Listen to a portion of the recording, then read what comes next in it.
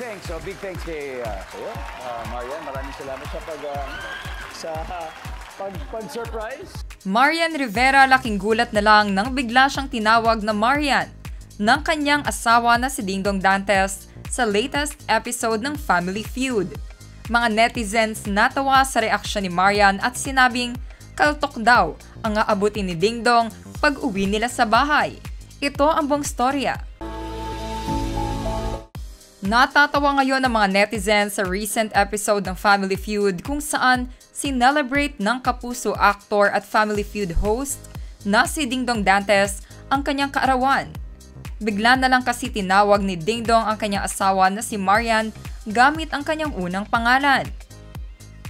Doon sa nasabing episode na tinaguri ang Dingdong Day, sinopresa ni kapuso primetime actress na si Marian Rivera ang kanyang asawa at kasama niya ang kanilang dalawang anak.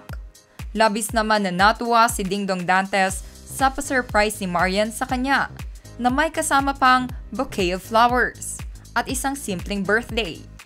Nagbigay naman ng sweet birthday messages ang kanilang dalawang anak na si Sixto at Zia para sa kanilang ama na si Dingdong. At talaga naman na na-touch si Dingdong Dantes sa kanyang pamilya.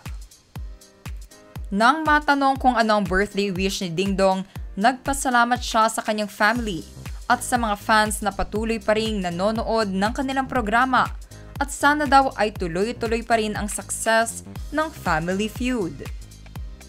Sa pagtatapos ng Family Feud episode kung saan naglaban ang Team Dantes at Team Gonzi, muling nagpasalamat si Dingdong sa kanyang buong pamilya, especially daw sa kanyang asawa.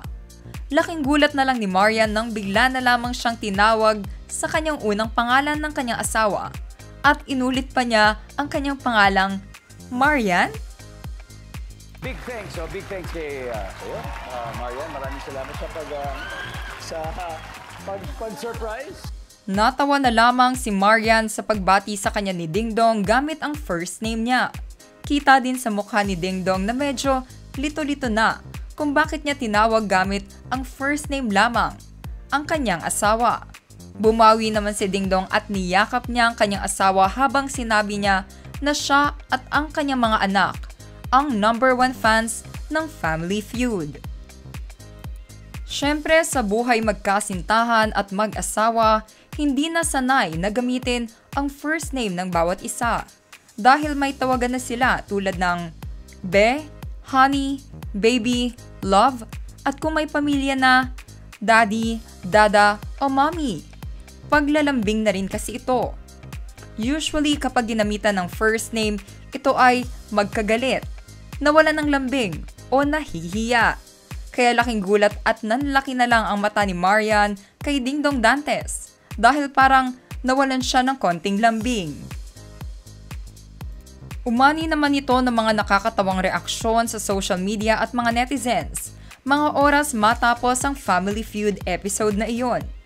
Nakaka-relate daw halos lahat ng kababaihan sa naging reaksyon at pagkagulat ni Marian Rivera kay Dingdong.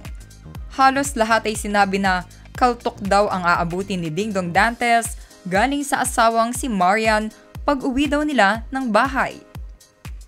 Kayo mga ka-showbiz peeps, anong masasabi nyo sa reaksyon ni Marian Rivera at ang pag-acknowledge at pagtawag ni Dingdong Dantes sa kanya in a first name basis?